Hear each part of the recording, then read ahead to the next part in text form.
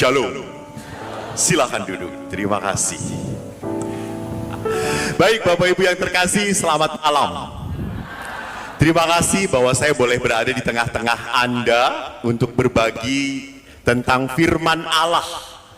Judulnya bagus, janganlah khawatir, bersukacitalah senantiasa. Yang jelek gambarnya. Kata-kata janganlah khawatir, kenapa?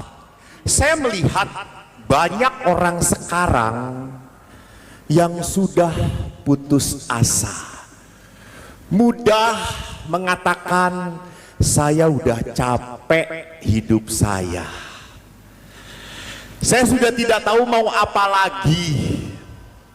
Orang yang saya sayangi meninggalkan saya, orang yang saya sayangi mengkhianati saya, bahkan pastor pun menyakiti. Jadi perhatikan, banyak orang yang sekarang ini kena masalah sedikit langsung nangis. Kalau Anda tahu sekarang itu kan anak-anak itu masuknya Gen Z, Gen Alpha. Renat Kasali profesor mengatakan strawberry generation. Anda tahu strawberry? Oh, di Padang ada nggak strawberry? Oh, Padang itu kota ya, saya pikir kampung gitu ya. Anda tahu bagaimana strawberry ditanam? Nggak tahu lah. Tahu? Anda tahunya sudah di supermarket. Strawberry itu ditanamnya sungguh-sungguh harus di tempat yang bagus sekali, dilindungi. Dan strawberry itu kalau sudah tumbuh bagus banget. Tapi yang namanya strawberry kegesek sedikit hancur. Sama dengan anak-anak kita. Anak-anak kita itu tumbuh dari keluarga yang nyaman, mapan, enak. Anak-anak nggak boleh capek, nggak boleh sulit. Dimarahin oleh guru, anaknya lapor pada orang tuanya langsung datang ke sekolah. Yang mana? Yang mana? Kita adukan saja, kita panggil pengacara. Buset. Dulu saya lapor kepada ayah saya dimarahin guru, ditempeleng saya oleh ayah. Kamu buat masalah. Lihat. Jadi sekarang itu karena anak terlalu dilindungi, dikasih fasilitas. Hilang bolpen, beliin lagi. Udah nggak perlu rame, nggak perlu capek, beliin. Anak nangis, kasih apa yang dia mau. Nggak mau belajar, sulit mah, susah, udah sini, mama yang ngerjain. Jadi yang lebih pinter siapa? Nah, anaknya bego terus. Maka anak seperti ini tersinggung sedikit, nangis, kecewa. Mau menikah, tanya sama mamanya, "Mah, aku dapat toko yang mana? Aku dapat rumah di mana?" Hah? Itu terjadi pada zaman engkong atau zaman Anda? Enggak. Anda harus kerja keras. Maka anak muda sekarang pun juga sama. Doa sudah. Di saat tidak didengarkan Tuhan, I do not believe God anymore. Gue nggak percaya Tuhan lagi. Lihat. Begitu cepat imannya rapuh. Maka tidak aneh saya kemarin berbicara tentang pasangan suami istri. Pasangan suami istri yang lahir di tahun 50 60-an itu bertahan sampai kapanpun walaupun nggak pernah cocok. Maka banyak opa-opa yang pakai alat bantu dengar tapi dimatikan gitu ya. Jadi walaupun mereka tidak pernah pacaran, nggak ada istilah zaman engkong-engkong itu pacaran 3 tahun 4 tahun, kagak, seminggu ngelihat kawin langsung cepat. Sekarang pacaran 5 tahun, 7 tahun, 3 tahun perkawinan. Datang ke pastoran, mau cerai. Hah? Kita udah gak cocok lagi loh. Lihat. Kenapa? Karena stroberi tadi mudah hancur. Kita juga sama, jangan-jangan kita pun beriman seperti itu. Saya sudah capek berdoa, Romo, tapi kok Tuhan tidak mendengarkan doa saya. Maka mari kita lihat, manusia itu pasti pernah mengalami pengalaman tengkorak, pengalaman di mana seperti Yesus di Taman Getsemani. Ingat di dalam Injil Matius pada jam 12, kegelapan meliputi seluruh daerah itu dan berlangsung sampai jam 3. Pada jam 3 berserulah Yesus dengan suara nyaring, Eloi, Eloi, lama sabachthani. Allah, mengapa engkau meninggalkan daku? Jadi kita pernah merasakan bahwa ditinggalkan oleh Tuhan. Kita merasa sendirian. Kita merasa Tuhan tidak ada di pihak kita. Tuhan melupakan saya. Ada cerita di panti asuhan. Suster-suster yang mengasuh panti asuhan itu tahu anak-anaknya itu bandel, susah diatur. Maka suatu hari pada saat perayaan Paskah, suster ini godok telur karena telur adalah simbol Paskah. Dia godok telur, lalu dia taruh di meja, pojok meja. Dia tuliskan, anak-anak, setiap anak ambil 1 telur saja. Ingat ya, Tuhan melihat kamu. Lalu di pinggir yang lain, suster naruh biskuit. Dan anak-anak tahu kalau telur 1 berarti biskuit juga 1. Rupanya ada anak yang iseng. Di dekat biskuit dia tulisin, teman-teman ambil biskuit silahkan sebanyak-banyaknya. Tuhan tidak akan tahu karena sedang memperhatikan telur.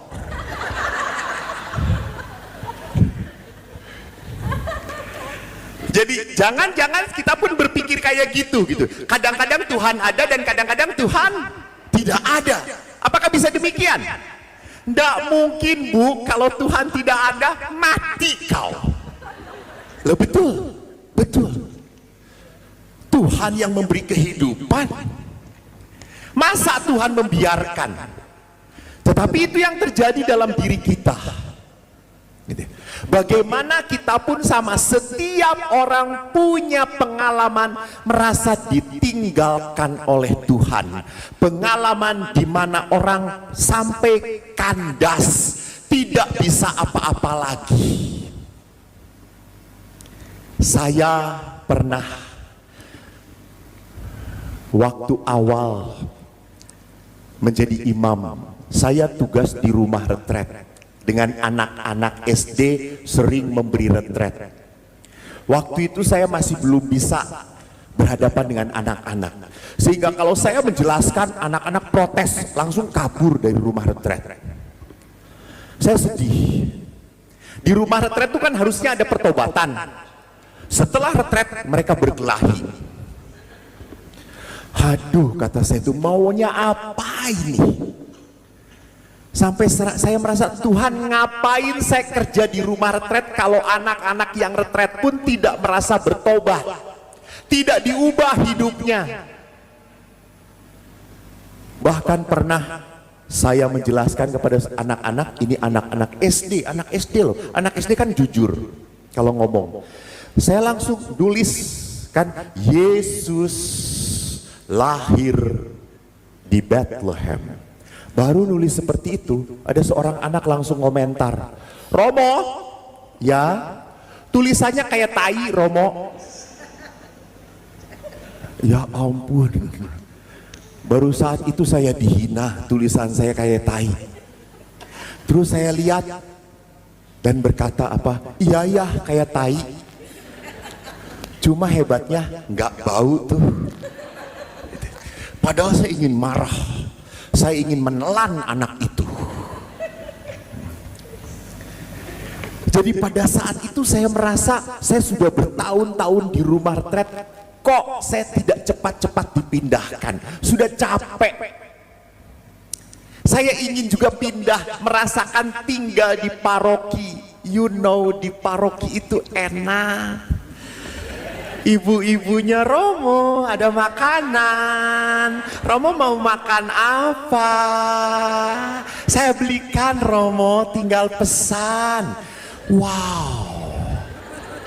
Anda tahu saya ke Padang ini panitia langsung ngasih makan saya dendeng terus, dendeng Marta, you know. Sampai tadi malam saya mencret, saudara-saudara.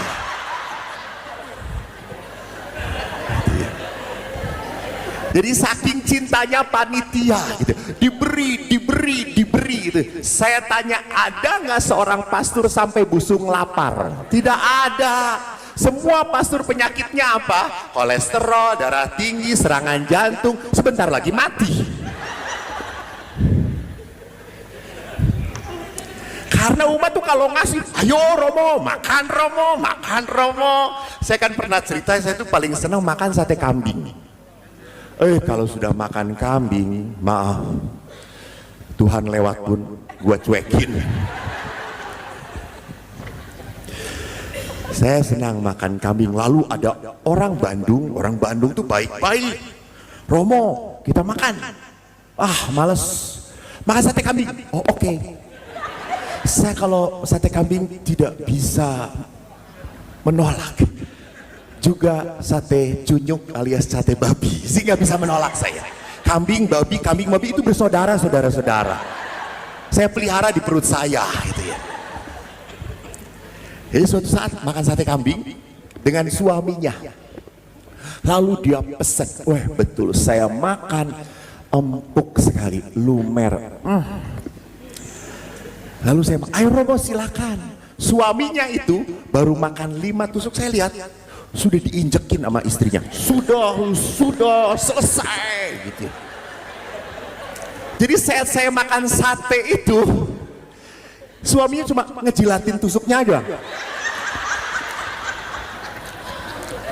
Kata saya tuh kasihan banget. Ayo Pak lagi, udah cukup Romo gitu ya. Kenapa Pak? Daripada nanti malam gak boleh tidur di rumah, kata dia. Terus saya tanya, Bu, kenapa kalau saya boleh-boleh? Romo, suami saya tuh sakit kayak gini. Nanti kalau sakit piansui, lumpuh, siapa yang ngurus kalau bukan saya? Lalu saya tanya, lah kalau saya? Ya terserah Romo. Oh asem, ibu-ibu ini kurang ajar gitu. Lalu betul tanpa sadar saya habis 30 tusuk. Dan baru sadar setelah 30 tusuk habis, saya baru sadar saya itu sakit darah tinggi. Aneh itu, saya aneh gitu ya.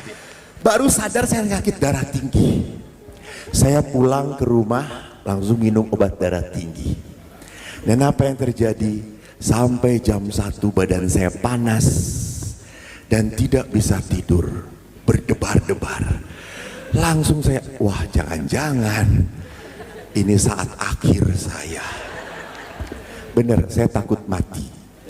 Walaupun saya pastor, saya takut mati. Saya takut mati. Lalu waktu itu kan di biara saya, di samping saya itu pastor usianya 89 tahun. Lalu saya berdoa, Tuhan, kalau Engkau mau memanggil, jangan panggil saya. Saya masih muda Tuhan. Saya bisa khotbah, saya bisa pelayanan. Panggil tetangga saya Tuhan. Dia udah tua Tuhan, dia gak bisa apa-apa. Misa juga salah-salah. Amin. Dan Anda tahu setelah doa itu saya tenang tidurnya. Paginya jam 5 saya bangun, saya lihat kok nggak kedengaran tetangga saya. Biasanya dia udah mandi, udah apa. Lalu saya gedor, Romo, nggak ngejawab. Saya gedor lagi, Romo, woi, masih hidup? Ya masih, kata dia itu. Oh ya, syukur kepada Allah. Jadi saudara-saudariku, orang itu juga pernah suatu saat punya ketakutan. Maka apa yang bisa menakutkan bagi kita? Kita punya tempat-tempat tengkorak, tempat-tempat yang menyakitkan. Apa? Tubuh kita. Tubuh kita pun lama-lama tua, betul atau tidak? Tuh, ingat itu. Setelah 60-70 semua kerasa sakit. Sampai ada oma mengatakan, Romo, perut saya cekot-cekot, kepala saya senut-senut gitu, kaki saya pegel-pegel. Ya Allah, orang tua udah salah nyebutin gitu ya. Jadi namanya orang tua semua kerasa. Mau jalan tidak seperti dulu lagi cepat, enggak, pelan semuanya. Atau tiba-tiba sepertinya sehat. Kemarin saya baru mendoakan seorang ibu, sehat, baik-baik. Dia nganterin suaminya check up di Penang. Dia pun akhirnya kata dokter, ibu nggak check up juga? Sekalian lah check up. Dan Anda tahu apa yang terjadi? Kena kanker stadium 3. Sat, langsung itu drop. Dia mau merayakan perkawinan yang ke-30 pun sedih, sampai mau dibatalkan, takut. Tiba-tiba dia sehat, dia nggak ngerasa apa-apa. Dan hanya karena dikatakan ibu kena sakit kanker, dia langsung semangatnya turun. Bahkan datang pada saya, tolong Dok Romo perminyakan. Dan Anda tahu perminyakan saya itu dahsyat. Sekali pegang, sebentar lagi dipanggil. Mau nyobain? Boleh. Gratis. Tapi ibu itu pada saat setelah perminyakan, dia mengatakan, Romo, saya merasa bisa berserah. Jadi lihat, tubuh kita ini tidak bisa kita kuasai. Apalagi semakin tua bukan berarti keinginan makan kita berkurang. Enggak lah. Makin tua segalanya juga tetap digilas, dihabisin, samcan lah disikat, akhirnya menggelambir di sana sini gitu ya. Sehingga tidak jelas bentuknya, ini manusia atau babi yang dimakan gitu ya. Jadi saudaraku yang terkasih, lihat, tubuh itu seringkali kita harus sadar rapuh, sakit. Dan kalau kita sakit, kita menderita, seringkali kita langsung berkata, apa salah saya, apa dosa saya, betul atau tidak?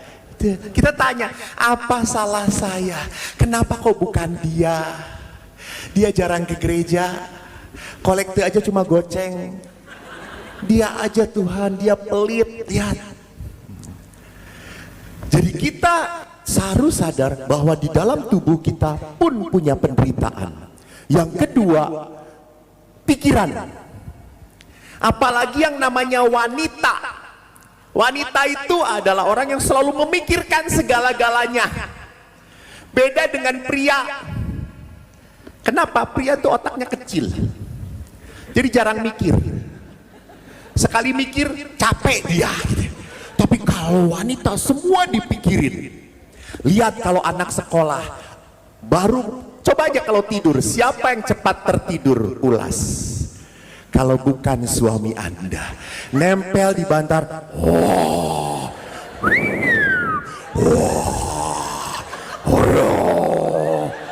Gitu ya, langsung jadi genderuwo dia.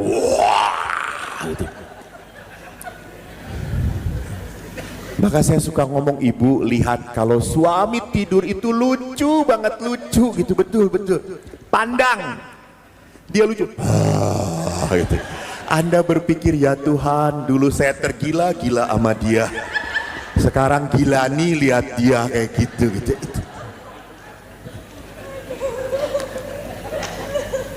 Jadi kenapa ibu-ibu kok sulit tidur? Banyak yang dipikirkan. Bahkan kalau anak sebelum nikah, anak belum nikah, ibu juga yang repot. Kok nggak nikah? Kapan nikah? Anda tahu kalau anak yang menikah, siapa yang ngurus semua itu kalau bukan ibunya? Datang ke saya, Romo, anak saya mau nikah. Bu, anaknya umur berapa? 5 tahun. Ya udah gede, Romo. Suruh datang sendiri. Ngapain emaknya? Kata saya itu. Pergi sana. Kata saya usir.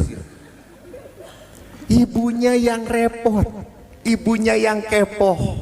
Setelah anaknya nikah, ribut juga dia jadi mertua. Nah, inget ya, anak tante ini harus selalu pagi-pagi minum jus. Jusnya belimbing, kedongdong, dan mangga setiap pagi ya. Ya tante, ya mak, baik. Datang ke rumah, mama lu ngomong kayak gitu, lu buat sendiri. Gua bukan pembantu kamu, gua pasangan hidup kamu. Jadi lihat di sini bahwa seringkali kita terlalu banyak yang dipikirkan. Ketakutan itu yang membuat kita cemas. Juga apa? Kita juga bisa terjadi punya hubungan dengan sesama. Sulit berkomunikasi. Banyak suami istri yang masih serumah tapi tidak sekamar lagi. Halo. Kenapa pastor tahu? Saya kan sering memberkati rumah. Lalu saya berkati rumah, Romo, kata ibunya, ini kamar saya. Oh, kamar saya. Gitu. Ya sudah, saya pikir ibu ini tidak sadar. Ke sebelahnya, dia ngomong, ini kamar suami saya, Romo. Hah? Kata saya, udah gitu nggak ada connecting doornya. Lalu samping kamar suaminya, kamar pembantu, ada connecting doornya. Gitu ya.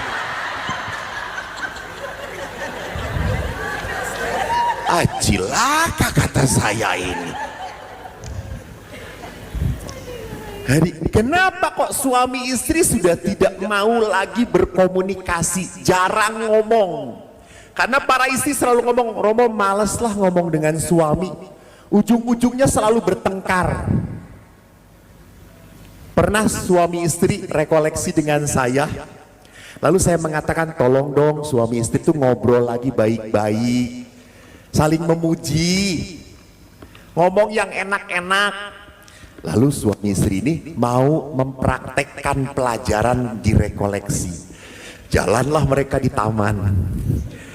Terus si istrinya ngelihat apa namanya, entok, tahu entok? Bebek.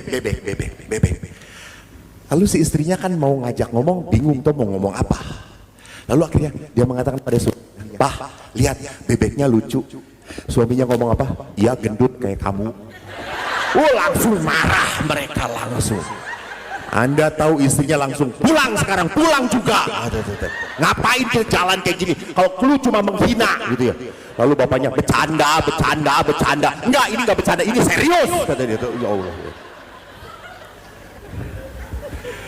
Lihat. Jadi bisa jadi hubungan dengan sesama juga rapuh. Ada orang-orang yang baru ketemu aja membuat jengkel. Bisa terjadi toh? Anda pertemuan lingkungan, ribut, tiba-tiba ada ibu yang membuat jengkel. Udah diam, selesai. Jadi ada orang-orang yang tiba-tiba membuat saya hilang sukacitanya. Juga sama. Ini nggak di Padang, di Bandung. Kalau ada umat misa, diam, siap-siap berdoa dia. Setelah doa, teng, lalu ada romonya, ya yang ini apes, pasti lama. Jadi bagaimana di dalam ekaristi kita bisa bertemu Tuhan kalau kita juga punya kekesalan dengan imam yang memimpinnya? Nggak mungkin kita bertemu Tuhan. Atau yang kedua adalah apa? Kita punya keinginan-keinginan yang apa namanya, yang tidak sesuai dengan pasangan. Saya ingin ini tapi pasangan berbeda. Saya punya mimpi, yuk kita jalan bareng-bareng. Lalu suami berkata, nggak perlulah ngapain gitu-gituan, capek lah. Lihat kalau rekreasi bersama-sama, misalnya yuk kita ke Bukit Tinggi. Siapa yang sibuk menyiapkan ini itu? Istri. Suami itu tinggal terima, celana dibawain, baju juga dipasin, udah tinggal terima jalan. Nyetir, dia ngomong, minum ada apa? Jeruk ada. Itu lihat, istri selalu menyediakan. Saya pernah jalan dengan para pastor dari Jakarta ke Jogja. Saya setir, saya ngomong minum, nggak ada. Ya Allah, buset, Jakarta Jogja kayak bawa minum, kata saya tuh. Ya udah nanti pakai air radiator, kata saya. Laki-laki tidak pernah memikirkan hal-hal kecil. Perempuan memikirkan. Bapak sudah berumah tangga? Sudahlah, kelihatan ini mah. Tahu ukuran daleman istri? Tidak, istri tetangga tahu. Tidak, karena siapa yang beli? Istri yang beliin. Saya pernah suatu hari saya ulang tahun, encim. Anda tahu encim toh? Yang selalu pakai apa? Bukan sarung, kebaya. Betul. Romo, ini dia ulang tahun, pasti Romo suka. Gitu. Terus saya surprise, Romo surprise. Makasih Cim ya, buka tuh sekarang, buka tuh Romo. Gitu ya. Nanti aja. Sekarang, ya saya kan tidak mau menyakiti hati orang tua. Saya buka, dan saat dibuka saya kaget, celana dalam, you know. Lalu pasti pas Romo, saya lihat pas nomornya edan, kata saya itu. Dan sudah ditulisin Eko, ya Allah. Terus saya tanya, Cim kok bisa tahu nomornya? 2 hari yang lalu saya dapat datang ke jemuran pasuran, mana yang punya pasur Eko? Terus saya potret. Dibawa ke toko, ada nggak yang segede gini?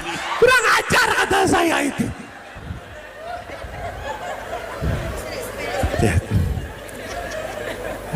Indahnya dekat dengan encim-encim, you know, gitu ya. Jadi harapan keinginan laki itu beda dengan harapan keinginan wanita. Juga sama, harapan dan keinginan seorang ibu beda dengan harapan seorang anak-anaknya. Anak-anak berpikir, kalau saya sudah kawin mah, sudah cukup, mama jangan kepoh.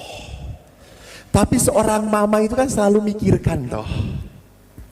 Maka lihat, salah satu yang membuat permasalahan keluarga adalah mertua. Betul. Maka pasangan suami istri yang paling bahagia di dunia adalah Adam dan Hawa. Karena tidak punya mertua. Saya punya teman si George, namanya orang Amerika. Si George ini suatu saat bawa keluar istrinya dan mertuanya ziarah ke Yerusalem. Senang sekali ziarah. George ingin menyenangkan mertuanya. Tiba-tiba di Yerusalem mertuanya serangan jantung dan meninggal. George urusin, dia bawa surat kematian ke kedutaan Amerika. Dia ngomong, tolong berapa harga membawa jenazah mertua saya ke Amerika. Lalu setelah dihitung-hitung, kedutaan berkata kurang lebih 5.000 sampai 7.000 dolar. Itu berarti sekitar 70 jutaan. Oh ya? Ya. Bagaimana kalau saya boleh usul? Dimakamkan di sini lebih murah, 150 dolar saja. Lalu George berpikir, dia ngomong, enggak, saya bawa saja ke Amerika, saya makamkan di Amerika. Lalu pegawai kedutaan berkata, hebat ya, kamu sayang sekali dengan mertua. Bukan sayang, kamu tahu dulu ada orang yang dimakamkan di Yerusalem ini 3 hari bangkit lagi. Kalau mertua dimakamkan di sini bangkit lagi lebih repot saya gitu ya. Sudah biarkan dia mati kata dia itu.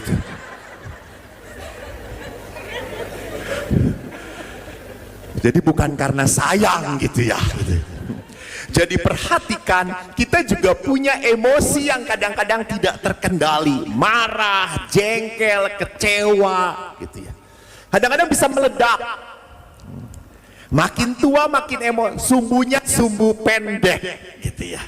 Sedikit saja langsung bisa bisa berontak. Dan akhirnya bisa terjadi tempat tengkorak kita adalah roh kita. Saat dimana kita sudah merasa jauh dari Tuhan, kita udah jarang berdoa lagi. Berdoa pun seringkali rosario baru sambil tiduran gitu ya. Bangun-bangun baru 10 gitu ya. Jadi sebulan itu cuma 1 rosario saudara-saudara gitu. Dia begitu hematnya dalam berdoa gitu ya. Jadi perhatikan, bisa terjadi orang itu hanya merasa berdoa karena sebuah kewajiban, bukan menjadi sebuah relasi. Maka dia tidak pernah merasakan hubungan yang dekat dengan Tuhan. Ini tempat di mana orang merasa jauh dari kehidupan. Kekhawatiran pun bisa terjadi dan bisa menjadi beban kehidupan. Salah satunya adalah dosa dan kelekatan. Kelekatan apa yang bisa terjadi? Halo, hati-hati. Saya paling sedih dan paling berat menangani kasus suami yang judi. Habis itu semua. Suami yang suka minum, mabok, pasti berakhir pada kekerasan dalam rumah tangga. Dan istri yang suka belanja. Jelas ibu-ibu, namanya ibu-ibu itu kan bajunya aneh-aneh toh ya. Kalau bapak-bapak kan cuma batik atau baju kaos kemeja selesai. Ibu-ibu, ya Tuhan, ada motif angsa, motif bebek, motif tiger wong, apapun punya, ada sayapnya gitu ya. Saya kadang-kadang kalau sedang nggak ada acara nganter suami istri ke Mangga 2. Anda tahu Mangga 2? Nah, itu kan tempat belanja. Kalau udah ke Mangga 2, suaminya itu hanya duduk diem aja kayak gini. Blow on sekali suaminya gitu. Istrinya, kerasukan roh.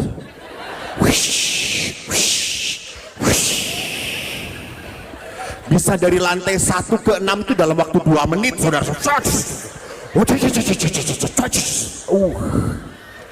Gua pernah ngikutin kempor saya gitu. Apalagi ibu-ibu ini kalau nawar sampai muntah darah itu yang ditawar gitu ya. Saya pernah gitu ya. Romo ini bagus banget, kan ada baju yang di mannequin. Anda tahu mannequin toh? Mannequin kan langsing toh ya gitu ya. Romo ini bagus banget ya. Lalu dicobain sama ibu itu keluar. Terus dia tanya, gimana Romo? Lebih baik pakai karung Bu, kata saya. Ya mannequin kan ada bentuknya. Ibu itu begini, mau baju bagaimanapun ya begini tetap gitu ya. Kata saya, udah pakai karung aja selesai. Si ibu itu sakit hati. Udah Romo jangan ngikutin. Ingin tahu itu satu. Lalu dia tawar, berapa? Segini. Wah kemalan udah ini tuh udah harga dasar kan kayak gitu. Selalu nadanya samanya. Udah harga dasar. Enggak segini, kurang lagi, naikin lagi enggak segini. Udah ya Romo kita pergi. Nanti juga dia manggil lagi. And you know apa? Sudah 3 kali putaran tidak dipanggil-panggil.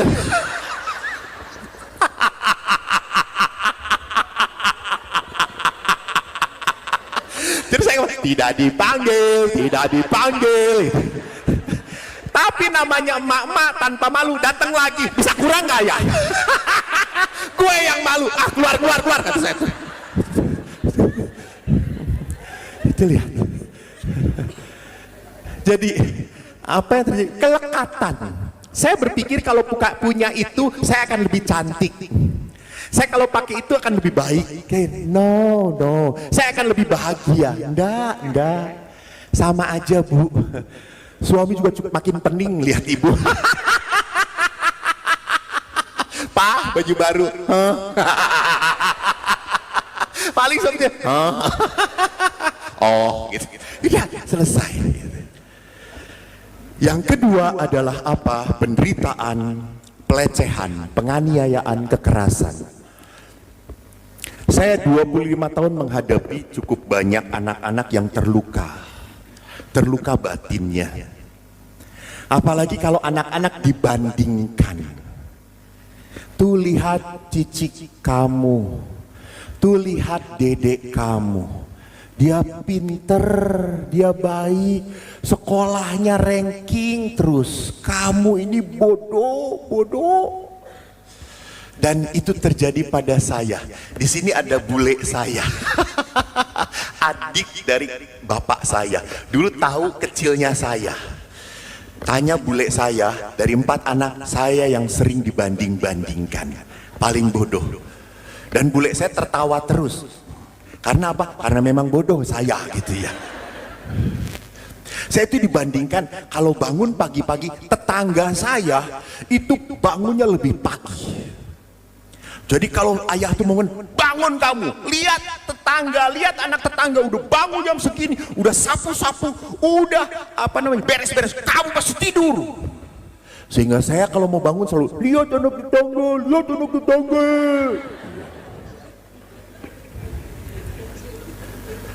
Setelah saya jadi pastor, yang dibanggakan oleh ayah itu sudah nikah, kerjaannya cuma di gang main gitar terus. Gue jadi pastor.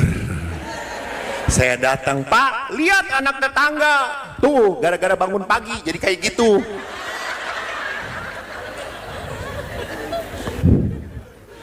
Nih nggak pernah bangun pagi, jadi romo.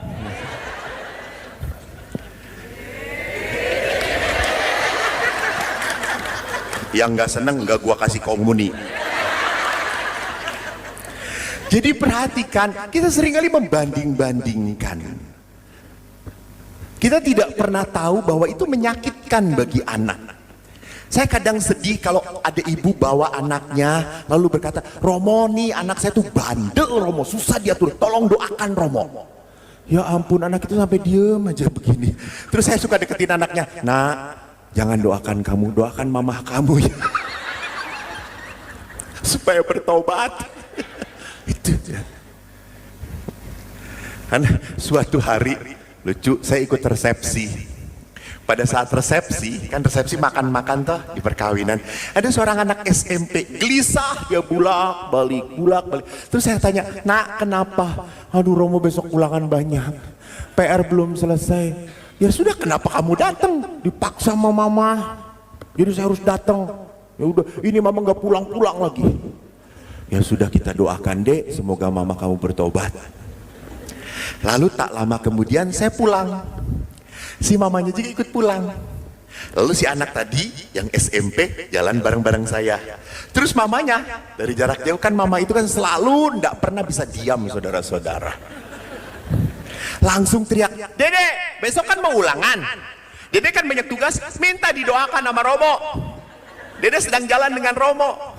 Si dedenya ngeliatin kepada mamahnya, Mah, mau didoakan sama Paus juga tetap aja nggak bisa kalau nggak mau belajar, kata dia itu.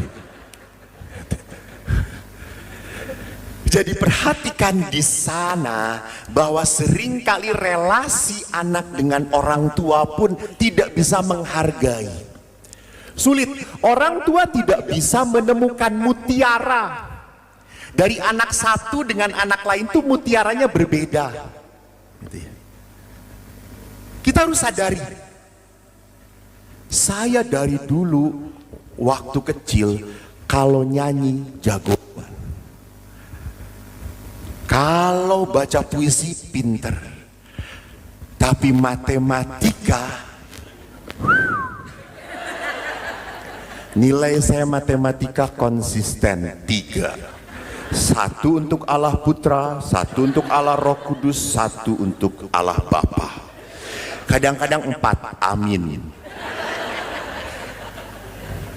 Jelek sekali, saya matematika enggak ngerti. Adik saya pinter, cepat. Kalau dia udah 7 tambah 7, 14. 7 tambah 8, oh cepat. Saya 7 tambah 8, 7 tambah 8. Gua harus ngeliat. Harus 1, 2, 3, Bapak sudah nggak sabar. Dan adik saya berprestasi di dalam apa? Matematika. Saya pernah juara baca puisi, saudara-saudara. Saya bawa piala ke rumah, bangga dong. Saya bawa ke rumah, percis seperti bapak-bapak ini menghina saya. Karena saat saya bawa, bapak saya ngeliat, juara apa tuh? Puisi. Cuma puisi doang. Ya Allah Tuhanku, gitu ya. Emang semua anak harus pinter matematika? Enggak. Dan Anda tahu, suatu hari saya pernah mimpi diajak oleh Santo Petrus ke surga. Dan waktu saya tanya kepada Santo Petrus, siapa yang tidak ada di sini? Santo Petrus berkata, guru matematika.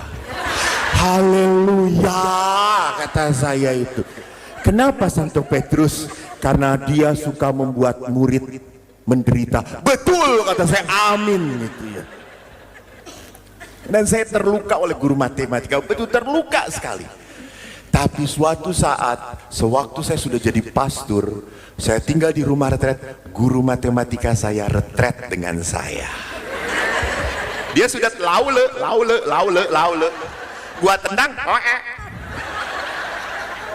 Saya berkata dalam arti, ini saat pembalasan, kata saya itu.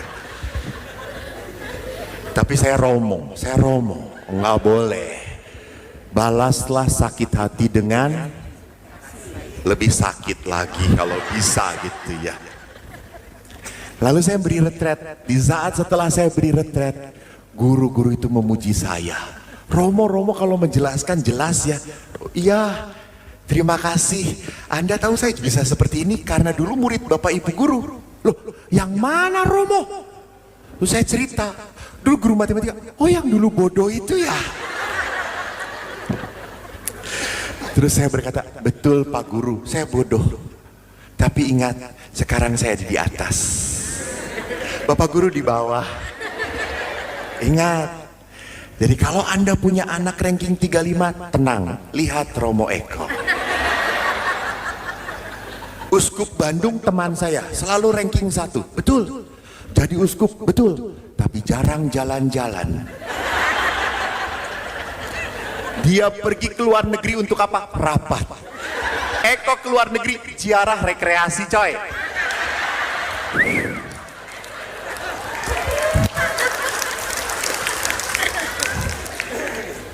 Itu anugerah Tuhan jadi orang bodoh.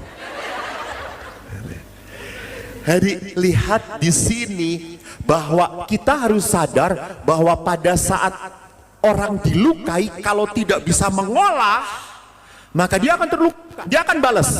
Saya bisa cerita seperti ini karena bisa mengolah. Saya sudah mengolah. Dulu waktu kecil saya jengkel, saya iri, saya kecewa, saya marah pada Tuhan. Kenapa saya lahir bodoh Tuhan? Dan setelah saya jadi pastor, setelah saya jalani, oh that is blessing, you know. Kalau bule pernah ingat, ayah saya selalu mengatakan apa? Otak mungkin neng dengkul. Dan betul, karena kalau saya menjawab lama, karena prosesnya jauh saudara-saudara. Kadang-kadang tersesat, salah jawab lah gitu ya.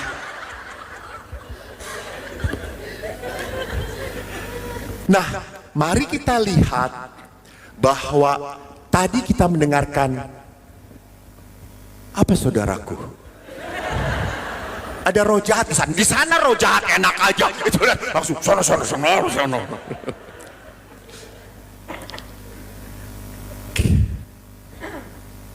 Ke atas lagi. Oke.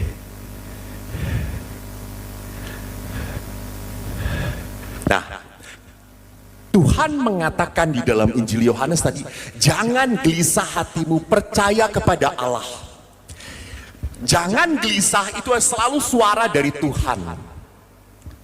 Kalau suara dari sekitar kita selalu menakutkan, selalu kamu harus jadi kayak gini, kamu harus kayak gitu. Anda tahu khotbah saya seperti ini pun banyak orang yang nggak suka. Ya enggak apa-apa, kata saya itu. Romo itu kalau khotbah jangan melucu-lucu, aneh. Ya Allah. Jadi dia mengharapkan saya khotbah seperti ini. Saudara-saudara, Tuhan Yesus lahir ke dunia di Bethlehem. Jauh dari sini saudara-saudara. Capek kalau ke sana. Apalagi jalan kaki. Gak bisa saya khotbah ya harus seperti ini ya, memang ini diri saya gitu. Mau kelihatan blow on, emang blow on. Jadi perhatikan, saya tidak perlu mendengarkan harus diatur oleh orang lain. Saya kemarin tadi ya misa dengan para DPH. Saya mengatakan saya nggak mau menjadi pastor yang memuaskan umat. Enggak. Umat tuh komplain. Kalau pasturnya dekat dengan tante-tante, pas dikatakan pasturnya haus cinta kasih, keganjenan. Kalau pasturnya dekat dengan bapak-bapak, lihat pasturnya homo. Dekat dengan anak-anak, pedofilia. Dekat dengan emak-emak, masa kecil kurang bahagia, salah melulu. Jadi nggak mungkin tidak ada hal yang negatif, selalu aja yang negatif. Namanya manusia. Saya menyenangkan di sini, sana kecewa. Saya menyenangkan di sini, saya kecewa. Jangankan Eko, Yesus pun, halo, ditolak ya Bu. Ibu menolak. Oh.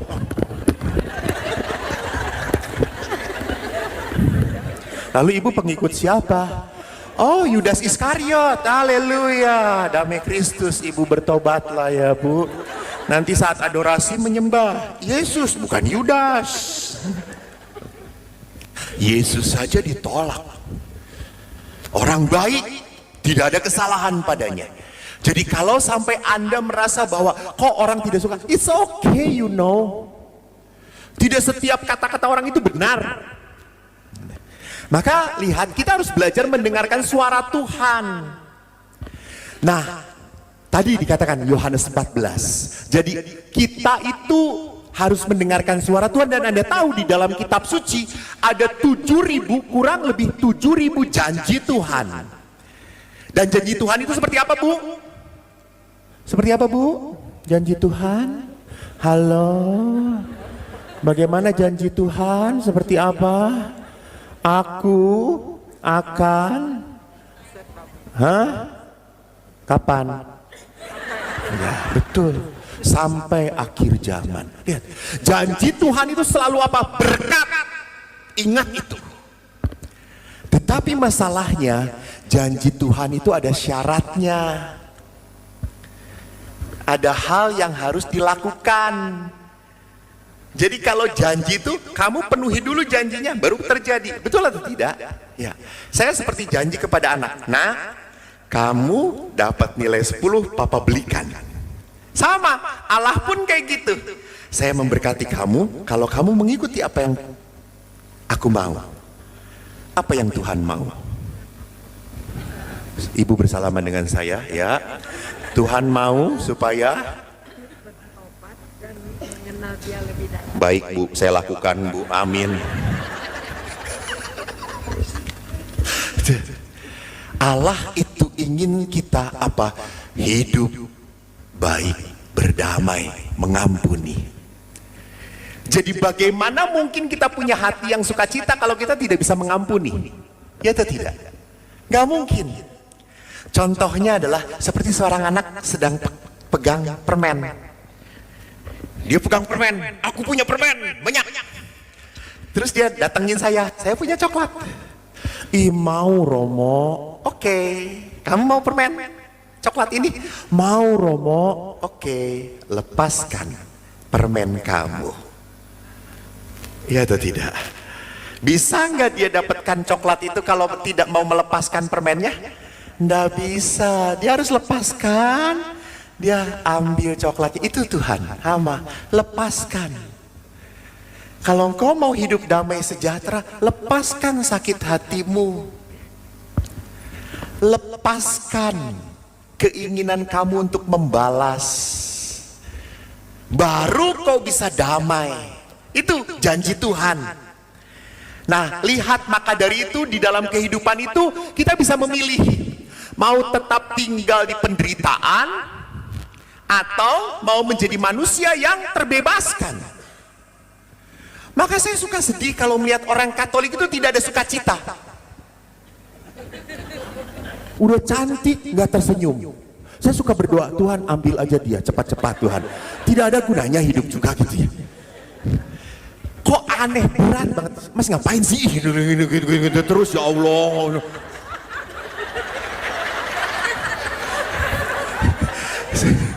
Jadi nggak enak kelihatan jerawatnya dong.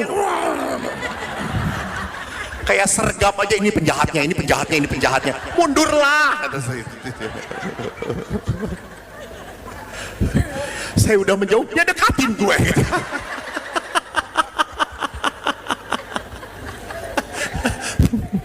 Jadi perhatikan, gue ngomong apa tadi? Jadi lupa saya jadinya. Saya ngomong apa Bu? Ibu ketawa. Tadi ngomong apa sih ya? Jadi perhatikan di sini, kita tidak pernah bisa hidup. Saya mau diberkatin, tapi saya masih memegang luka dan kemarahan saya. Nggak mungkin. Hidup saya mau bahagia, sukacita, enggak. Maka aneh kalau banyak orang Katolik berat hidupnya. Banyak utang, oke. Tetap sukacitalah coy. Yes, gua banyak tagihan. Dalam nama Yesus saudara-saudara. Beres. Tapi ya kerja gitu ya. Enggak biar kamu yang hutang, Tuhan yang bayar, enak aja gitu.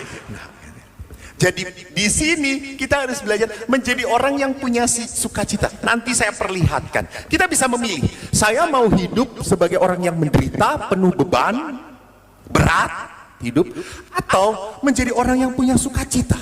Dan ingat, Tuhan maunya apa? Iya betul, Tuhan maunya kita sukacita. Tuhan maunya kita damai sejahtera. Itu maunya Tuhan. Maunya jahat, si roh jahat adalah apa? Kita hidup dalam ketakutan, kita hidup dalam pembalasan, kita hidup dalam kesakitan hati. Jadi kalau Anda menjadi pribadi yang punya sakit hati, berarti Anda hidup dalam si iblis. Kemarin saya ngomong, ada bapak-bapak yang selalu merasa, Romo kok saya tidak pernah merasa digoda ya oleh Tuhan. Ya iya, karena sesama iblis dilarang menggoda.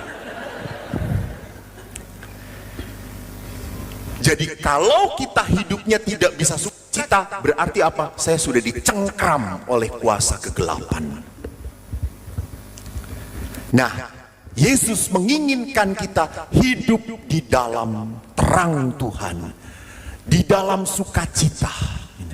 Jadi hidup sukacita itu bukan berarti apa? Gue punya banyak duit. Kata siapa orang yang banyak duit sukacita? Kata siapa? Dia juga selalu berpikir duitnya jangan-jangan hilang. Ya atau tidak? Jadi kekurangan duit itu dipikirkan oleh orang miskin juga oleh orang kaya. Halo. Betul, betul. Yang tidak pernah memikirkan kekurangan uang adalah imam gue. Nggak pernah. Saya makan di mana-mana ditraktir oleh umat. Saya datang ke restoran sendiri langsung, Romo, ada umat, udah pasti ditraktir lah gitu ya. Saya pernah makan sendirian diam-diam, pas mau bayar, sudah Pak, sudah ada yang bayar.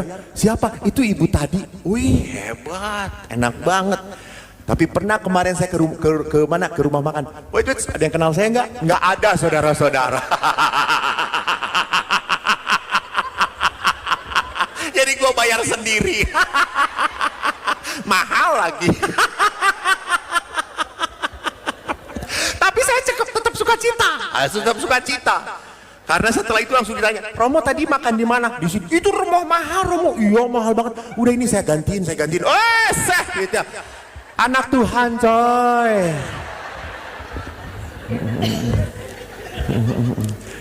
Jadi jangan pernah berpikir bahwa orang yang punya segalanya itu sukacita. Ndak. Hanya makan yang sederhana pun pada saat Anda nikmati, itu sukacita. Itu sukacita. Saya kalau udah memberikan retret, capek, datang ke kamar, makanan sudah dingin, saya panggil, Mam, dan gak ada yang datang. Ya kalau datang malah menakutkan toh. Iya Pap, waduh kata saya. Rambut panjang, baju putih, bolong gitu. Kuntilanak kata saya. Langsung saya panasin super mie dengan telur. Saya diam, saya berdoa, terima kasih Tuhan. Betapa indahnya hari ini. Semangkuk super mie menemaniku. Hai cacing-cacing, bersukacitalah, malam ini menunya super mie.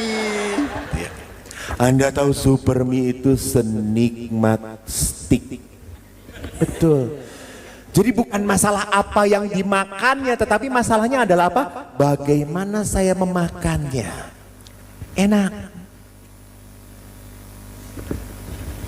Jadi lihat di sini. Paulus pun berkata, bersukacitalah senantiasa dalam Tuhan. Sekali lagi kukatakan, bersukacitalah. Lihat sampai 2 kali. Paulus berkata seperti itu. Hendaklah kebaikan hatimu diketahui semua orang. Jangan kamu khawatir. Nyatakan dalam segala hal keinginanmu kepada Allah dalam doa dan permohonan dengan ucapan syukur. Maka damai sejahtera Allah yang melampaui segala akal akan memelihara hati dan pikiranmu. Lihat, damai sejahtera yang melampaui segala akal. Artinya apa? Akal kita. Kalau orang punya segala-galanya pasti bahagia, betul atau tidak? Akal kita, logikanya, betul atau tidak? Betul. Kalau orang cantik pasti bahagia, betul atau tidak? Kalau orang ganteng pasti bahagia, betul atau tidak? Logikanya. Ya Allah. Ini kalau ngomong dengan emak-emak, betul. Betul, nggak jelas itu. Gua harus ngikutin kepalanya atau mulutnya gitu ya. Betul. Betul. Susah. Kalau dengan panti jompo itu nggak jelas. Betul.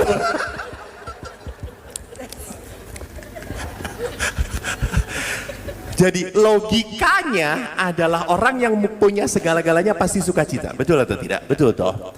Keluarga yang damai pasti sukacita. Betul atau tidak? Suatu saat saya berhadapan dengan seorang ibu yang mempunyai anak keterbelakangan mental. Harusnya sedih, betul atau tidak? Logikanya harusnya sedih. Iya kan? Seumur hidup anak ini tergantung dengan mama papanya. Mamanya sejak anak ini kecil berdoa, Tuhan sembuhkan dia, sembuhkan dia. Sampai akhirnya dia datang ke seorang Romo yang bijaksana. Romo itu berkata, ibu salah berdoa. Ibu minta Tuhan menyembuhkan anak. Doanya dirubah. Apa Romo? Sembuhkan saya, sembuhkan saya. Dan akhirnya apa yang terjadi? Beberapa bulan setelah dia berdoa sembuhkan saya, dia bisa menerima anaknya. Dia bahagia. Dan anak yang berkebutuhan khusus ini, dari 3 anak, 2 biasa normal, yang 1 ini berkebutuhan khusus, justru yang paling dekat dan paling mengungkapkan sayang yang paling jelas adalah anak yang berkebutuhan khusus. Dia langsung peluk mamanya. Mama, dia sayang. Mama ndak boleh capek. Dia yang selalu mengingatkan mamanya. Kakak adiknya nggak pernah nyapa mamanya sama sekali.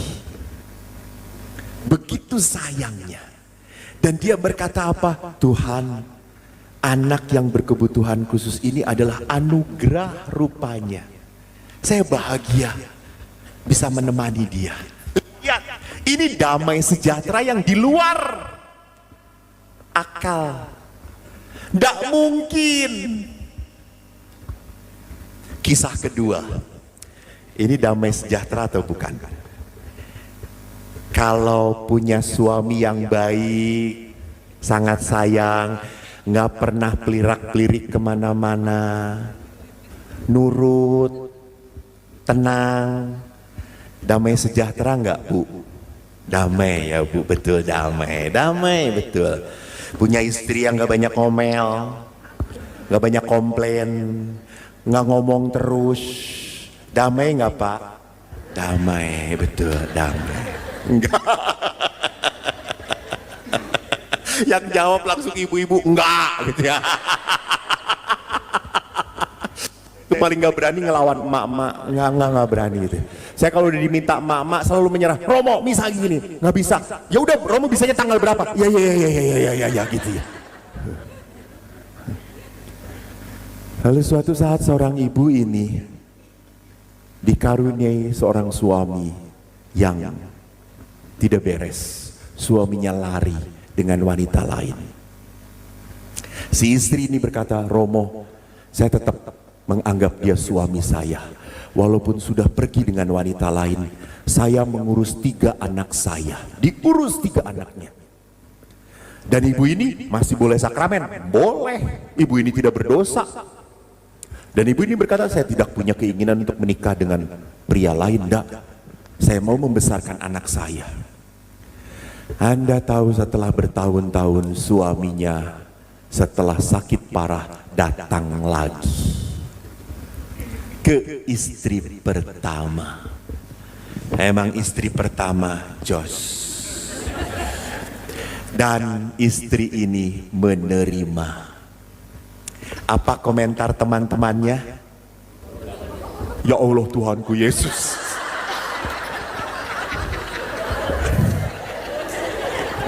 Tuhan ampunilah mereka Tuhan. Lihat semuanya langsung ngomong bodoh. Bodoh itu perempuan bodoh namanya. Ingat Yesus pernah berkata apa yang bodoh di mata manusia adalah mulia di mata Tuhan. Nih yang bodoh dicari, emak-emak pada potret, dan kalau potret nempel segala-galanya ke gue gitu ya, dia pikir gua tembok gitu, nggak ngerasa apa-apa gitu ya. Maka saya selalu berdoa, Tuhan kuatkan saya gitu. Saya anggap semua lato-lato yang nempel itu gitu ya.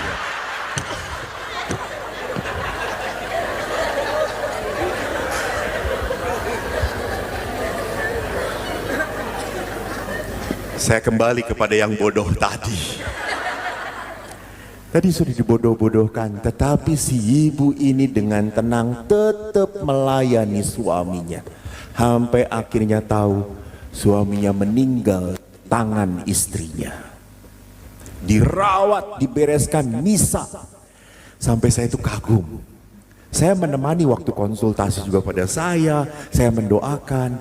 Saya sampai tanya, Bu, apa sih yang membuat ibu kuat? Terus bagaimana suami bisa meninggal di tangan ibu? Diracun ya? Kata saya itu. Enggak, Romo. Lalu saya tanya, apa yang ibu membuat kuat? Romo, kalau Romo mau ngelihat saya udah gak kuat sebetulnya. Cuma saya gak mau ngelihat ini, saya mau lihat dia. Saya mau lihat dia. Ini yang membuat saya kuat. Lihat. Jadi bagaimana syarat supaya orang mengalami damai sejahtera? Pertama, Janganlah kamu khawatir tentang apapun juga. Ingat, kekhawatiran itu tidak masuk akal. Kenapa tidak masuk akal? Yesus itu berkata, aku berkata kepadamu jangan khawatir akan hidupmu, akan apa yang akan kamu makan, kamu minum. Jangan khawatir. Bukankah hidup itu lebih penting daripada makanan dan tubuh itu lebih penting daripada pakaian? Jadi kalau kita khawatir dengan sesuatu yang tidak bisa kita ubah, bodoh. Terimalah.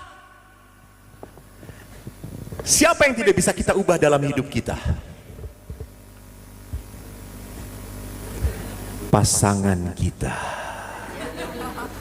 Betul atau tidak? Itu nggak bisa merubah pasangan. Udah dari orok kayak gitu. Terimalah. Terimalah. Doa Anda kemanapun, ziarah kemanapun, bahkan didoakan oleh Bapak Paus pun, suami Anda tidak bisa berubah. Terima. Jadi bukan mau merubah suami, rubah hati Anda supaya bisa menerima. Kenapa Anda tidak bisa bersuka cita? Karena Anda setengah hati menerima suami Anda. Tidak mau full. Tidak mau penuh menyayangi. Isinya, kenapa setengah hati? Karena bertubrukan dengan kemarahan, kejengkelan. Betul atau tidak? Itu. Ada marah, ada jengkel. Harus nerima juga. Gitu ya. Karena ada beberapa yang mengatakan, ya Romo saya harus hidup dengan dia. Ya sudahlah, nggak ada pilihan lain. Itu dia. Jadi perhatikan di sana bahwa kalau kita punya kekhawatiran tentang sesuatu yang tidak bisa dirubah, bodoh. Kita harus menerima. Saya sangat menerima adalah pastor bodoh. Ya, betul. Otak saya didengkul. Betul. Maka pernah suatu saat saya jadi kiper dan waktu itu tendangan penalti. Teman saya nendang kenceng banget dan pernah percis kena kepala saya. Bola keluar, saya masuk ke dalam.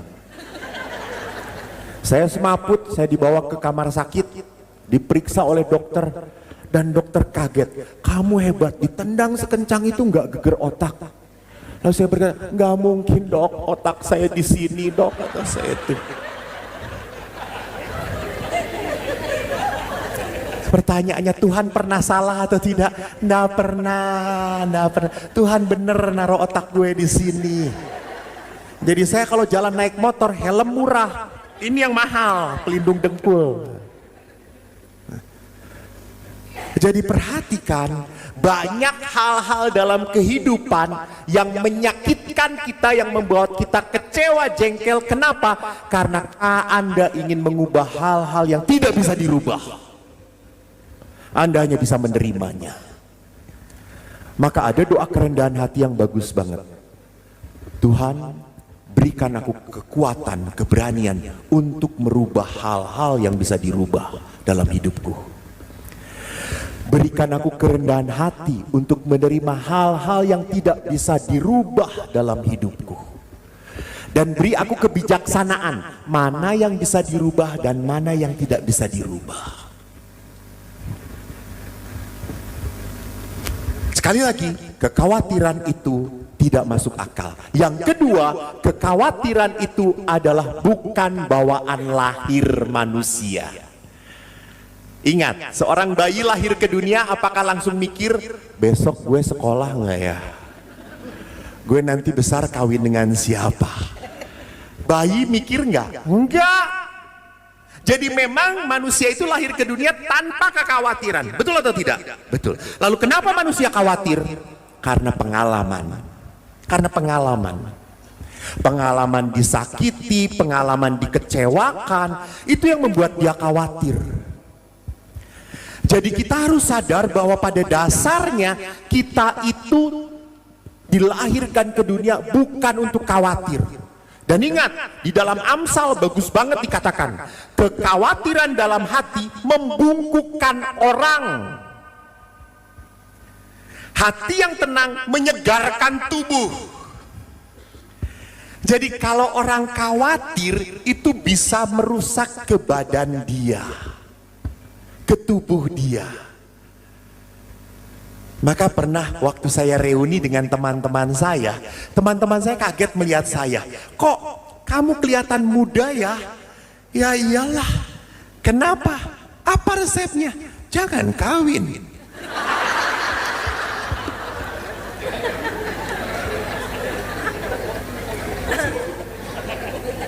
Tidak ada kekhawatiran ya. Saya pulang malam nggak ada yang cerocos.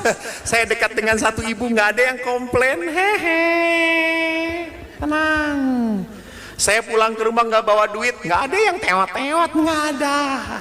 Saya pulang dari Padang nggak ada yang minta oleh-oleh, kagak ada. Tapi bukan berarti panitia saya tidak perlu oleh-oleh. Tolong garis bawahi. Jangan tepuk tangan, realisasikan. Saya butuh oleh-oleh, bukan butuh tepuk tangan. Ya Tuhanku, ini hatinya kurang peka deh semuanya.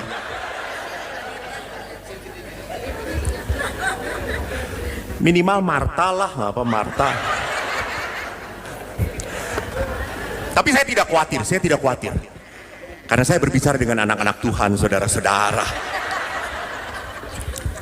Yang ketiga adalah apa? Kekhawatiran itu tidak penting. Kenapa? Lihat, siapa yang diantara kamu karena kekhawatirannya dapat menambahkan sehasta saja pada jalan kehidupannya.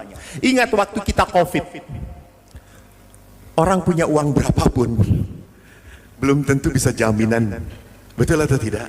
Betul. Jadi apa akhirnya? Orang khawatir itu adalah orang yang tidak percaya pada Tuhan. Ingat. Orang khawatir itu berarti apa? Orang itu tidak dekat dengan Tuhan. Jangan salahkan Tuhan. Tuhan tidak pernah salah. Kamu yang hatinya bebal. Kamu hatinya keras. Kamu tidak mau dibentuk oleh Tuhan. Ingat, Tuhan itu tidak mau membuat manusia menjadi apa? Menjadi orang-orang yang gampangan, dikasih lembek. Enggak, Tuhan ingin membuat jadi keras. Anda tahu dalam sebuah batang pohon yang keras untuk menjadi sebuah patung, bagaimana harus dilakukan? Dipahat, dipotong, digergaji. Itulah kita. Kita pun ingin menjadi hasil ciptaan Tuhan yang bagus. Maka Tuhan pun membiarkan kita dihajar. Ingat, hajaran itu membuat kita kuat. Maka saudara-saudaraku, kalau tadi kekhawatiran itu adalah sesuatu yang tidak masuk akal, sesuatu yang tidak membuat kita tidak percaya pada Tuhan. Yang kedua adalah apa? Bicaralah kepada Tuhan. Jadi kalau Anda panik, berdoalah. Kalau Anda khawatir, nyanyikanlah puji-pujian. Ingat, Yesus kan mengatakan, hubungan saya dengan Tuhan itu seperti hubungan siapa dengan siapa? Dengan bapaknya. Betul, anak dengan bapaknya. Yesus itu mau ngomong gini, kalau seorang anak minta kepada bapaknya, "Pak, belikan mainan dong." Apakah anaknya ini mikir dapat uangnya dari mana? Enggak, sama. Kalau Anda mohon kepada Tuhan, nggak perlu mikir, Tuhan yang biar mikir. Loh kan kita sadar Tuhan yang Maha Kuasa. Kita hanya diminta untuk didekatin lagi gue.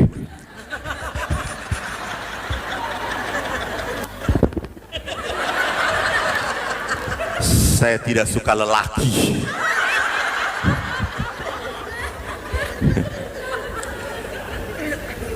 Jadi kalau kita diminta berdoa, itu kita memohon.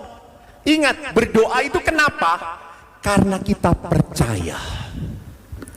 Jadi jangan sampai berdoa itu setelah kita nggak bisa apa-apa lagi, setelah kepentok nggak bisa apa-apa, Tuhan nggak bisa, tolong. Tuhan dari atas, iya nggak bisa saya juga. Jadi berdoalah sejak awal Anda memulai segala-galanya. Saya senang sekali ada seorang Katolik yang punya toko. Setiap buka toko, dia punya kebiasaan baik. Dia selalu minta air suci. Di setiap dia buka toko, diperciki tokonya, dia berdoa. Hebat, hebat. Lalu saya tanya ibu itu, Bu, ibu tiap hari Romo, apakah jadi rame? Ya enggak. Lalu bagaimana? Saya tetap damai. Banyak pembeli saya sukacita, enggak banyak juga saya sukacita. Saya selalu bisa bersyukur. Wow, lihat, doa. Jangan pasang kucingan, kucing-kucing. Apaan lagi? Nggak akan bawa hoki, nggak akan. Kalau mau bawa hoki, fotonya Pak Surtoto gini. Saya jamin laku Anda. Nggak ada ya orangnya, nggak apa-apa. Mumpung nggak ada. Jadi lihat apa? Berbicara dengan Tuhan, bicara. Kenapa? Karena kita anaknya. Jangan biarkan Bapak kita. Bapak tuh rindu nungguin gitu. Kapan ngomongnya dengan gue? Kapan? Hai. Sorry Tuhan, sibuk. Ada WA. Suatu hari Tuhan buat konslet tuh WA gitu ya. Jangan sampai kita nyuekin Tuhan. Tuhan tuh Bapa. Maka ajaklah bicara tentang kehidupanmu. Dan yang terakhir, apa yang saya mau katakan, bersyukurlah dalam segala hal. Ingat, orang bersyukur itu bisa bersukacita. Betul atau tidak? Jadi kunci orang sukacita adalah apa? Syukur, syukur. Dan Ibu Teresa menuliskan bagus banget. Di sini kata-katanya.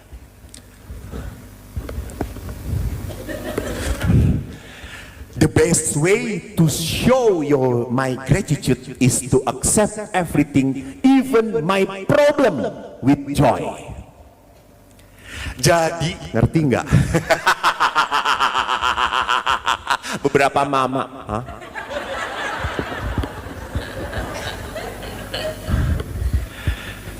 jalan yang terbaik untuk menunjukkan rasa syukur saya adalah apa? Menerima segala-galanya. Menerima segala-galanya.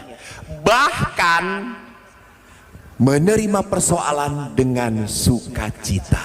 Ingat, sukacita itulah yang akan menghancurkan persoalan. Jangan lupa, sukacita. Kenapa orang suka berat? Bukan sukacita, karena melihat persoalan itu sebagai persoalan. Lihatlah persoalan itu sebagai ujian dari Tuhan. Nah, saya tanya kepada bapak-bapak, ibu-ibu. Pak, ini bapak yang semangat. Kan di dalam kehidupan itu ada godaan dan cobaan. Bapak dengan istri datang ke sini? Tidak. Bapak dengan istri. Mana istrinya? Lalu ibu siapanya? Ya Allah. Oh, kok ada connecting door-nya dengan yang ini?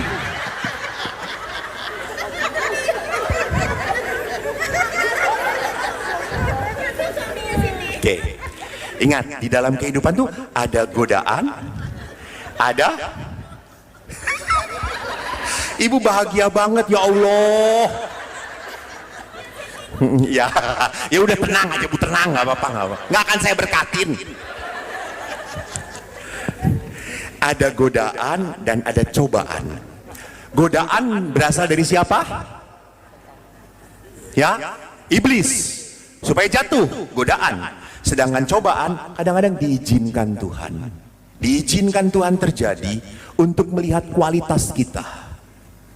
Nah sekarang Pak, saya tanya, kalau melihat istri tetangga, ya kon melihat toh, Bapak kan nggak pura-pura, iya istri tetangga, Bapak kan bukan nggak jadi pastor toh, pastor aja ngelihat istri tetangga melotot.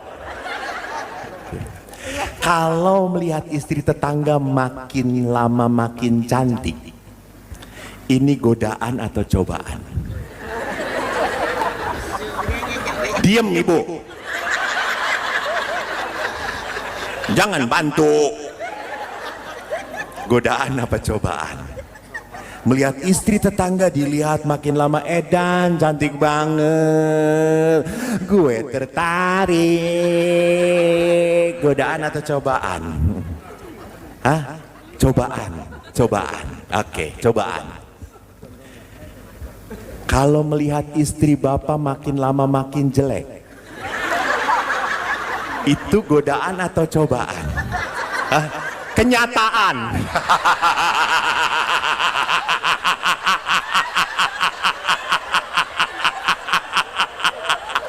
Jangan terlalu jujur. Nanti malam tendang aja bu.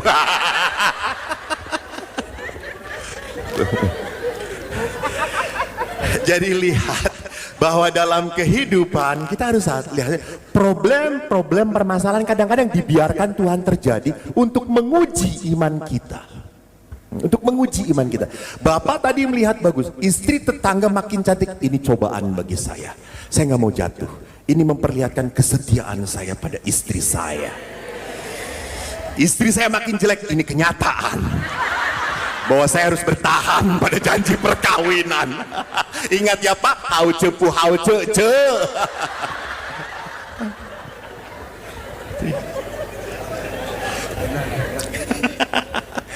Maka Bapak Ibu yang terkasih, setelah kita menjalani 3 hal, saya lihat di sini apa yang dikatakan Rasul Paulus, segala perkara dapat kutanggung di dalam Dia yang memberikan kekuatan kepadaku. Jadi orang itu bisa menanggung apapun, tidak punya kekhawatiran kalau hidup di dalam Tuhan, di dalam Tuhan. Karena apa? Tuhan sendiri berkata seperti ini. Halo, baca bersama-sama.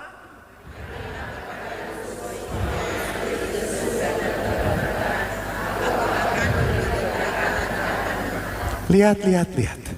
Apakah Tuhan memberikan beban dalam hidup kita? Hah? Tidak. Tuhan ingin memberikan apa? Yang penting apa kita? Kita diminta apa? Kita diminta apa? Hah? Kita diminta apa?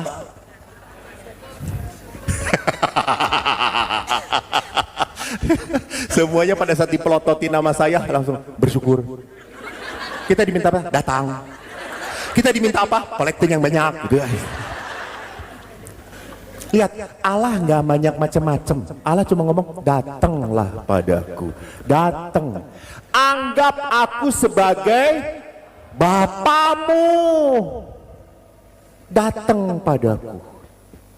Maka Bapak Ibu, malam ini kita akan menutup perjumpaan kita dengan adorasi. Anda tahu adorasi apa? Silakan, ini mic-nya Ibu, sila di depan jelaskan.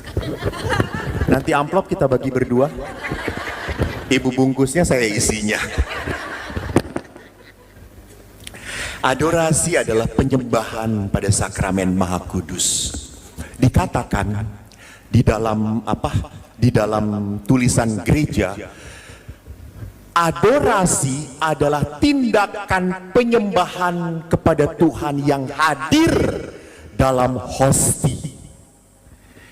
Jadi kita menghormati sakramen Maha Kudus pertama-tama disantap, dan kedua disembah. Betul, disembah. Maka penyembahan itu terjadi di dalam apa? Adorasi. Maka adorasi adalah devosi yang paling tinggi tingkatannya. Dengan demikian berdoa di hadapan sakramen Ekaristi, di hadapan sakramen Maha Kudus, sama berdoa dengan baca itu Bu, jangan ngelihat saya, nggak akan ngerti kalau ngelihat saya, malah melihatin saya terus, yang merah di bawah. Sama dengan lihat. Berdoa di hadapan sakramen Ekaristi Maha Kudus sama dengan berdoa di hadapan Allah. Anda tahu sebelum Paus Fransiskus siapa nama pausnya? Ibu pernah kenalan belum? Belum. Polos banget. Namanya siapa? Pausnya Benediktus. Sebelum Benediktus siapa?